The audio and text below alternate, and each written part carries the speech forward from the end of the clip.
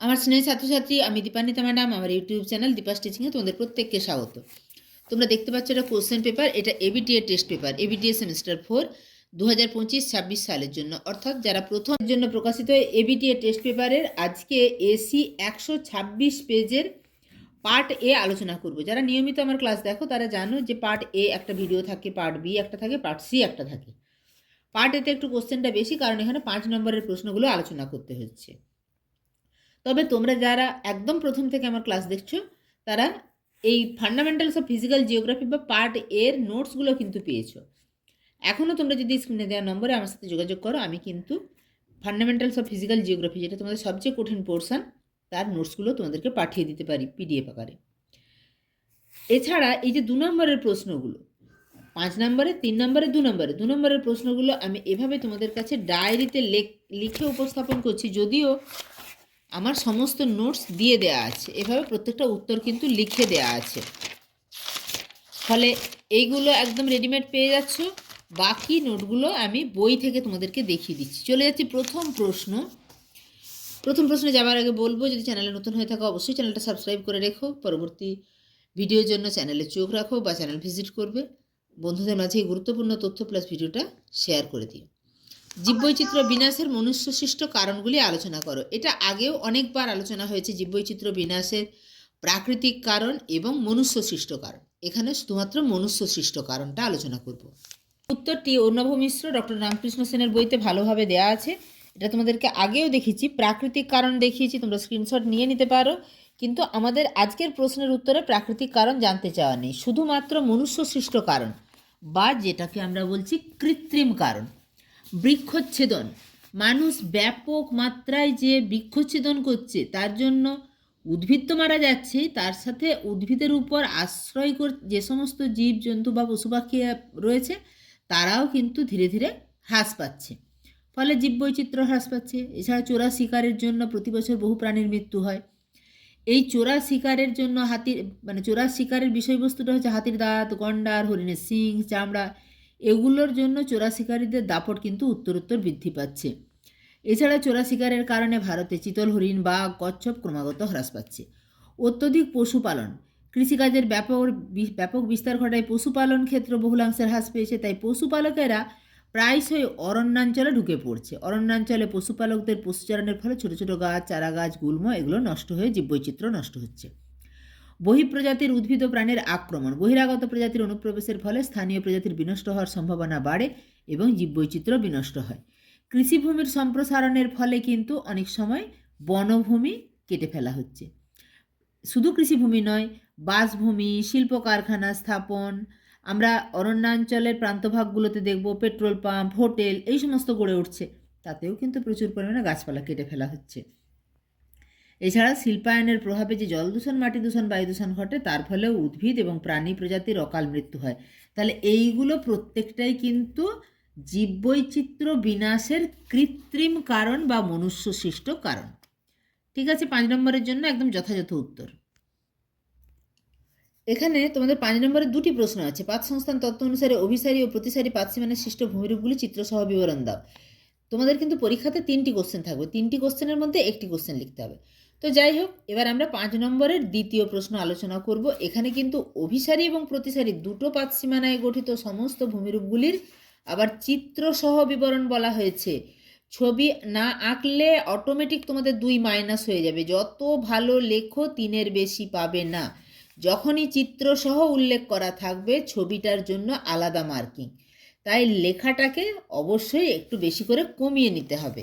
আমরা এই বইটাতেই, অর্থাৎ এই অর্ণব মিশ্র ডক্টর রামকৃষ্ণ সেনের বইতে 10 পাতাতে প্রতিসারী পাতসীমানায় সৃষ্ট ভূমিরূপগুলি কী কী আছে দেখে নেব। মধ্য সামুদ্রিক শৈলশিরা, এখানে দেখো লেখাটা অনেক কম আছে বলে এটাই তোমাদের জন্য চয়েস করে দিয়েছি। 2টি পাত পরস্পর থেকে বিপরীত দিকে সরে গেলে সমুদ্রের তলদেশের মধ্যে মধ্য সামুদ্রিক শৈলশিরার সৃষ্টি হয়।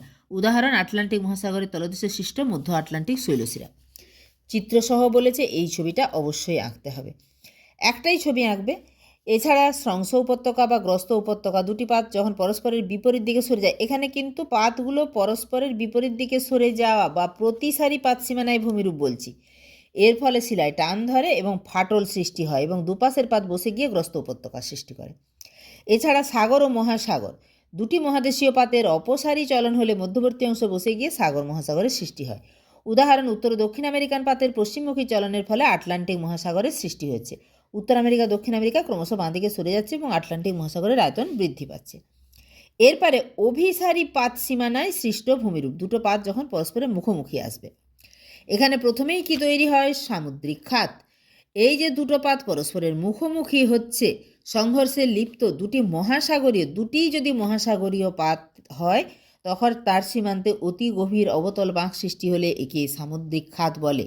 ভারত মহাসাগরের সুন্দা খাত অবশ্যই এই উদাহরণটা দেবে। এছাড়া দ্বীপপুঞ্জ, সংঘর্ষে লিপ্ত পাতগুলির মধ্যে অপেক্ষাকৃত যদি ভারী পাতটি নিচে নেমে যায়, ফলে তার সীমান্ত গলিত হয় এবং পাতগুলির ফাটল বরাবর ম্যাগমা উঠে এসে আগ্নেয় দ্বীপ সৃষ্টি করে। উদাহরণ, ক্যারিবিয়ান দ্বীপপুঞ্জ। এছাড়া আগ্নেয়গিরি, সংঘর্ষ তল বরাবর অতিরিক্ত তাপ চাপে পাত গলে গিয়ে ম্যাগমা প্রকোষ্ঠে জমা হয় এবং অতিরিক্ত ম্যাগমা ঊর্ধ্বমুখী চাপের মাধ্যমে উপরে উঠে আসে। এভাবে আগ্নেয়গিরির সৃষ্টি হয়। এখানে দুটো পাতের বা যখন অভিসারী পাত সীমানায় তোমরা এই ভূমিরূপগুলোই লিখতে পারো, কিন্তু যখন দুটো মহাদেশীয়, এখানে দুটো মহাসাগরীয় পাত পরস্পরের মুখোমুখি হয়েছিল, দুটো মহাদেশীয় পাত যদি পরস্পরের মুখোমুখি হয়, তার মাঝে যদি পাললিক শিলা থাকে, বা আমরা যদি হিমালয়ের গঠনটা একটুখানি মনে করে নিই, যে দুটো মহাদেশীয় পাত পরস্পরের মুখোমুখি এসেছে এবং মাঝের পলিরাশিতে চাপ পড়ে ভাঁজ খেয়ে ভঙ্গিল পর্বতের সৃষ্টি হয়েছে। উদাহরণ হিসেবে এটাই দেয়া আছে, এটুকু লিখলেই কিন্তু হবে। তাহলে প্রথমে এইখানে যে মহাসাগরীয় দুটো মহাসাগরীয় পাত পরস্পরে মিলিত হয়ে প্রথমেই সৃষ্টি করেছিল সামুদ্রিক খাত, পরে সৃষ্টি করেছে দ্বীপপুঞ্জ, আগ্নেয়গিরি, তিনটে ভূমিরূপ। মহাদেশীয় পাত সীমানায় কি তৈরি হয়েছে? ইমব্রিকেট চ্যুতি যদি মনে না রাখতে পারো, ভঙ্গিল পর্বতটা মনে রাখতেই হবে। আর যদি একটা মহাদেশীয় একটা মহাসাগরীয় এরকম দুটো পাতের মধ্যে সংঘর্ষ হয়, তখন তাদের মধ্যে দুর্বল ফাটল বরাবর কিন্তু আগ্নেয়গিরির সৃষ্টি হয়। এছাড়া আগ্নেয় দ্বীপের সৃষ্টি হয়। উদাহরণ, হাওয়াই দ্বীপপুঞ্জ, অ্যালুইসিয়ান দ্বীপপুঞ্জ। ব্যাস, এর মধ্যে এই ছবিটাও তোমাদেরকে আঁকতে হবে, দুটো মহাদেশীয় পাতের সংঘর্ষে হিমালয় পর্বতমালা বা ভঙ্গিল পর্বতমালার গঠন। পরে 3 নম্বরের যে প্রশ্নগুলি দেখো, 2 দাগে মরু অঞ্চলে বায়ু ও জলধারার মিলিত কাজের ফলে সৃষ্ট 3টি ভূমিরূপের চিত্রসহ বিবরণ দাও। এটা তোমরা মাধ্যমিকেও করেছো, তাও আমি একটু দেখিয়ে দিচ্ছি।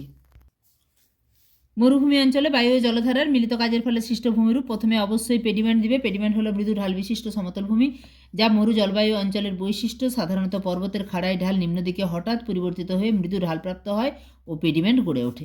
এইটুকু লিখলেই হবে পেডিমেন্ট সম্পর্কে। আর যে সমস্ত ভূমিরূপগুলি হয় তার মধ্যে উল্লেখযোগ্য হচ্ছে বাজাদা। বাজাদা হচ্ছে পর্বত পাদদেশীয় অঞ্চলে পেডিমেন্টের নিচে উপরের আবহবিকার প্রাপ্ত ও জলধারার কার্যে ক্ষয়প্রাপ্ত দ্রব্য পরিবাহিত সঞ্চিত হয়ে যে প্রায় সমতল ভূমি গঠন করে তাকে বাজাদা বলে। প্লায়া হচ্ছে অপসারণ প্রক্রিয়ায় সৃষ্ট গর্তে বৃষ্টির জল বা ভৌম জলের সঞ্চয় হলে তাকে প্লায়া বলে। প্লায়া, তারপরে ইনসেলবার্জটা লিখবে। এছাড়া ইনসেলবার্জ ক্ষয়কার্যের ফলে অবশিষ্ট পাহাড় রূপে দাঁড়িয়ে থাকা উচ্চভূমি বা ক্ষয় প্রতিরোধকারী শিলাভূমিকে ইনসেলবার্জ বলে। চলে যাব পরের প্রশ্নে, 3 নম্বরেরই। পরের প্রশ্ন হচ্ছে, উত্তর আটলান্টিক মহাসাগরের সমুদ্র স্রোতগুলির বিবরণ দাও। উত্তর আটলান্টিক মহাসাগরীয় স্রোতসমূহের বিবরণটা তোমরা ক্লাস 10এই পড়েছো, আমি ডিটেলস করছি না। প্রথমে উত্তর নিরক্ষীয় স্রোত, তারপরে যেটা করবে বাহামা স্রোত, ক্যারিবিয়ান স্রোত, তারপরে উপসাগরীয় স্রোত, উত্তর আটলান্টিক স্রোত। এই উপসাগরীয় স্রোতের একটা শাখা উষ্ণ উত্তর আটলান্টিক স্রোত, যেটা নরওয়ের পাশ দিয়ে যাওয়ার সময় নরওয়ে স্রোত, এবং উপরের দিকে যখন গেছে ইরমিঙ্গার স্রোত, এই উষ্ণ স্রোতের এই শীতল শাখা ক্যানারি স্রোত। এছাড়া গ্রিনল্যান্ডের দুপাশ দিয়ে একটি স্রোত আসে, যেটি সুমেরু মহাসাগর থেকে আসে, এই লাব্রাডরের কাছে মিলিত হয়, তার নাম শীতল লাব্রাডর স্রোত। এই স্রোতগুলির বিবরণ তোমরা অবশ্যই ক্লাস 10-এর বই থেকে করবে, তাহলে অনেক ভালোভাবে পাবে। তাও আমি তোমাদেরকে একটু স্ক্রিনশট নিয়ে নিতে বলছি, যদি এখান থেকে করো। এই যে উত্তর নিরক্ষীয় স্রোত, দক্ষিণ নিরক্ষীয় স্রোত, এরপরে যেটা নিরক্ষীয় প্রতিস্রোত, এখানে উপসাগরীয় স্রোত তোমরা স্ক্রিনশট নিয়ে নিতে পারো, নরওয়েজিয়ান স্রোত। তবে আমি বলবো এইচএসের বই থেকে না করে এটা মাধ্যমিকের বই থেকে তোমরা করে নেবে। ইরমিঙ্গার স্রোত যেগুলো বললাম, ক্যানারি স্রোত আর শীতল লাব্রাডর স্রোত।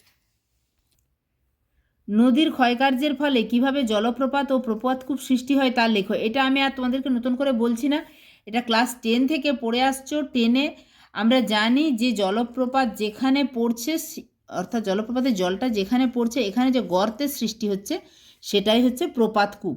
ফলে জলপ্রপাত এবং প্রপাতকূপ অঙ্গাঙ্গিভাবে জড়িত। জলপ্রপাতের জল যখন প্রবল বেগে নিচে পড়বে, নিচে যে গর্তের সৃষ্টি হচ্ছে সেটাই হচ্ছে প্রপাতকূপ। ছবি দেবে আর জলপ্রপাতের সংজ্ঞা লিখবে, প্রপাতকূপের সংজ্ঞা লিখবে। এটা ক্লাস 10-এ করেছো, তাই এটার নোটস আমি দেখাচ্ছি না, তোমাদের নিজেদের কাছে ভালো নোটস থাকবে বা তোমরা যেখান থেকে পড়েছো সেখানটাই ইজি মনে হবে।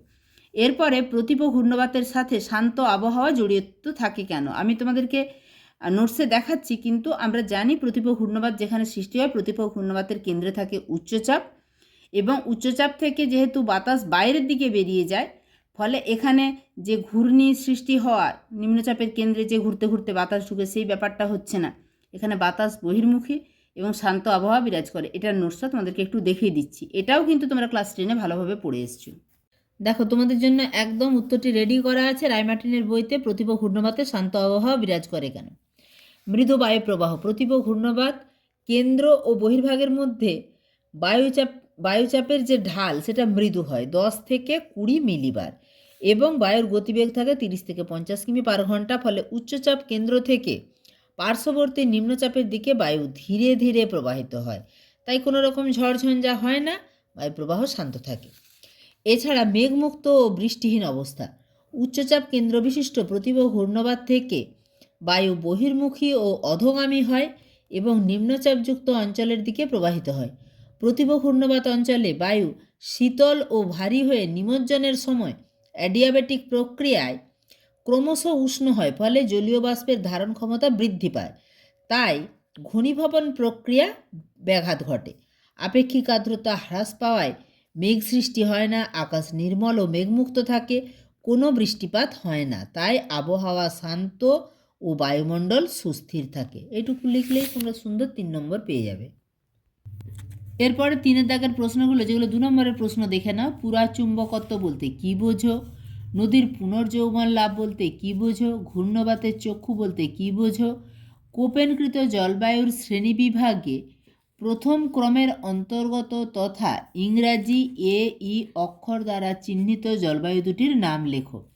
আমরা প্রথম কোশ্চেন দেখে নেব, পুরাচুম্বকত্ব।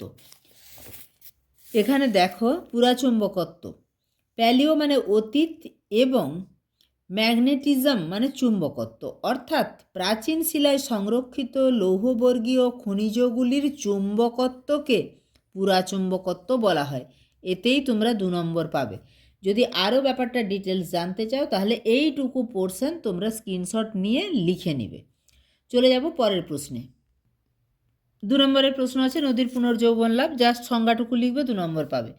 নদীর ক্ষয়চক্র চলাকালীন ভূ আলোড়নজনিত কারণে ভূমির হঠাৎ উত্থান, সমুদ্র সমতলের পরিবর্তন, জলবায়ুর পরিবর্তন ইত্যাদি কারণে নদীর ক্ষয় ক্ষমতা বৃদ্ধি পায়, একে নদীর পুনর্যৌবন লাভ বলে। তার মানে ক্ষয়চক্র চলাকালীন যদি কোনো কারণে ভূমির উত্থান ঘটে বা সমুদ্র সমতলের পরিবর্তন হয়, তখনই কিন্তু নদীর তার ক্ষয় করার ক্ষমতাটা বেড়ে যায়। এটাই হচ্ছে পুনর্যৌবন লাভ।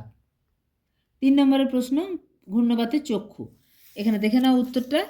ঘূর্ণিঝড়ের চোখ বা চক্ষু বা আই অফ দ্য সাইক্লোন, এর সংজ্ঞা কি? কেন্দ্র থেকে 10 থেকে 20 কিমি, অর্থাৎ ঘূর্ণবাতের কেন্দ্রের যে অংশটা, এই কেন্দ্র থেকে 10 থেকে 20 কিমি ব্যাসযুক্ত শান্ত আবহাওয়াযুক্ত অধিক উষ্ণতা ও সর্বাধিক নিম্নচাপযুক্ত স্থানটিকে বলা হয় ঘূর্ণিঝড়ের চোখ।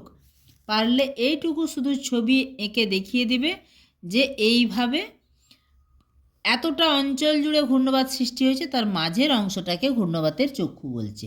চলে যাব লাস্ট কোশ্চেন, কোপেনকৃত জলবায়ুর শ্রেণীবিভাগে এ জলবায়ু, ই জলবায়ু।